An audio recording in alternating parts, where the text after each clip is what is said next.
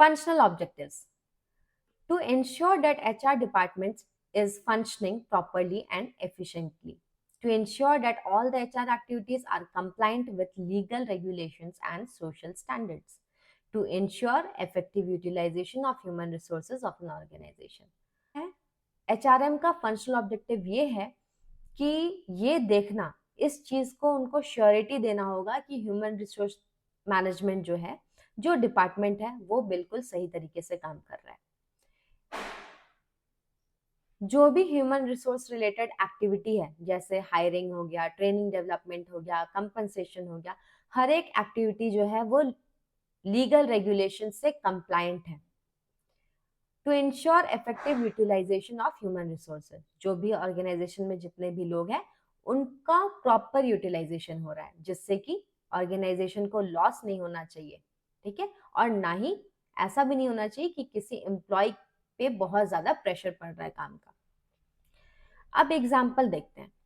अगर सपोज बहुत सारे एम्प्लॉयज को हम लोग हायर कर ले, जहाँ पे नीड सिर्फ 5 लोगों का है, हमने वहां 50 लोगों को हायर कर लिया, उस केस में क्या होगा? ऑर्गेनाइजेशन का पैसा बर्बाद होगा। और अगर जहाँ पे 50 लोगों का जरूरत है, वहां हमने सिर्फ 5 लोगों को हायर किया, उस केस में क्या होगा?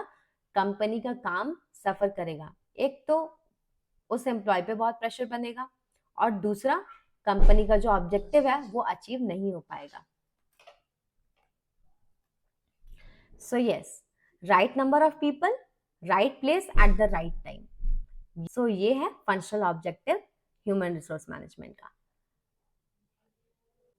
Next objective जो है वो है personal objective. To help employees in achieving their personal goals by providing opportunities for training and development, HRM should make sure that employees are happy, motivated and growing in an organization.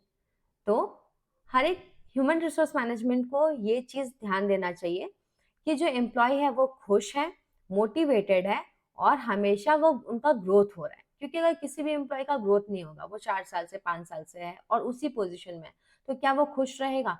Ultimately वो क्या करेगा ना, वो company छोड़कर चला जाएगा। तो यहाँ पे पर्सनल ऑब्जेक्टिव से हम किन के बारे में बात कर रहे हैं? एक एम्प्लॉय के पॉइंट ऑफ व्यू से बात कर रहे हैं, ठीक है, कि एम्प्लॉय का जो पर्सनल गोल्स है वो भी अचीव होना चाहिए। ऐसा नहीं है कि सिर्फ ऑर्गेनाइजेशन प्रॉफिट कर रही है, एम्प्लॉय का भी ग्रोथ होना चाहिए, एम्प्लॉय को भी प्रॉपर सैलरी मिलना चाहिए, एम्प्लॉय को भी time to time hike promotion मिलना चाहिए और उनको ट्रेनिंग और डेवलपमेंट मिलते रहना चाहिए, ताकि वो उनका स्किल्स जो है वो अपडेटेड रहे।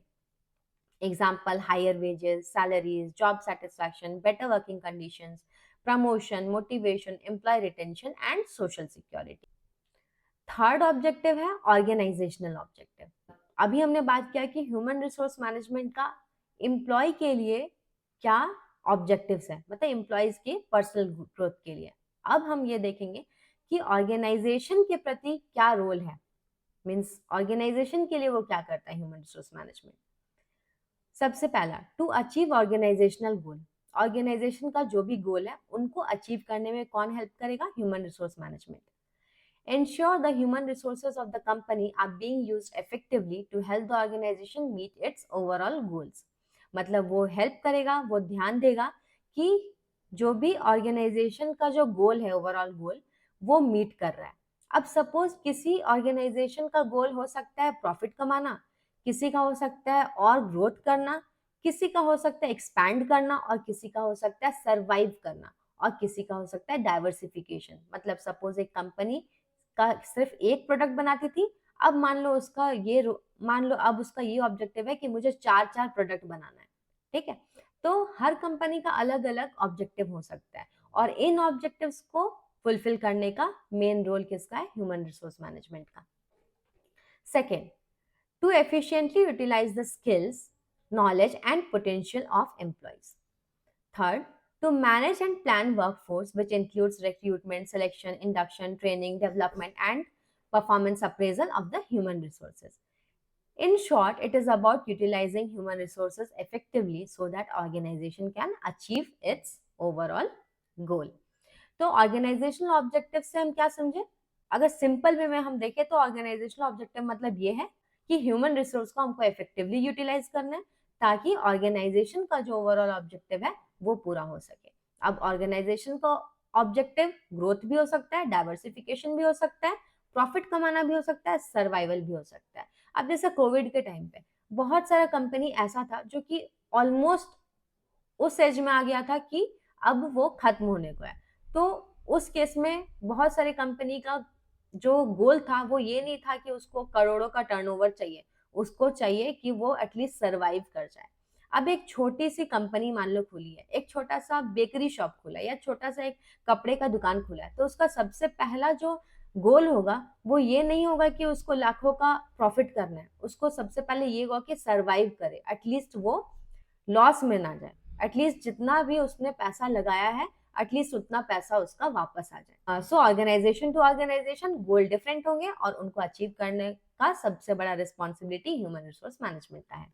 So the last objective is societal objectives. अब हम ये देखेंगे कि सोसाइटी के प्रति क्या ऑब्जेक्टिव है एक ह्यूमन रिसोर्स मैनेजमेंट का।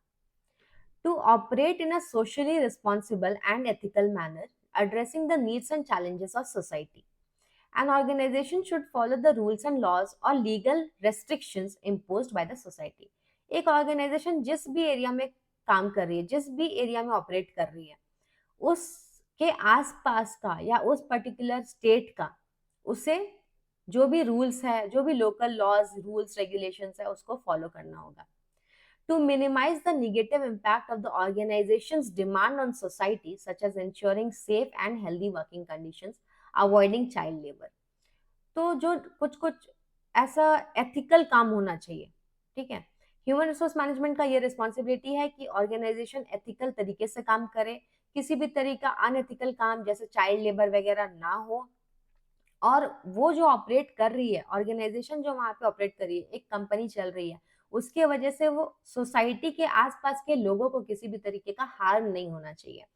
और उसको ये भी ध्यान देना होगा जहाँ पे भी वो ऑपरेट कर रहा है वहां के आसपास के लोगों की भलाई हो, जैसे एम्प्लॉयमेंट बढ़े, ठीक है, वहां के लोकल लोगों को जॉब अपॉर्चुनिटीज मिले और एनवायरमेंट हार्म ना हो।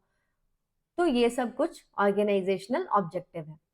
In short, it is about making sure that the company's HR policies and actions benefit the society, means society को उससे benefit होना चाहिए, and follows ethical standards, not just focus on earning profit. मतलब ऐसा नहीं होना चाहिए कि ऑर्गेनाइजेशन एक जगह पे काम कर रही है, सपोज झारखंड है, ठीक है, और यहाँ पे रांची में एक कंपनी बन गई है, मान लो कोई भी XYZ कंपनी बन गई है, अब वो ऑपरेट कर रही है और वो हैदराबाद से लोगों को हायर कर रहा है या फिर सपोज बैंगलोर से हायर कर रहा है, तो झारखंड के लोगों को किसी भी तरीके का प्रॉफिट हुआ?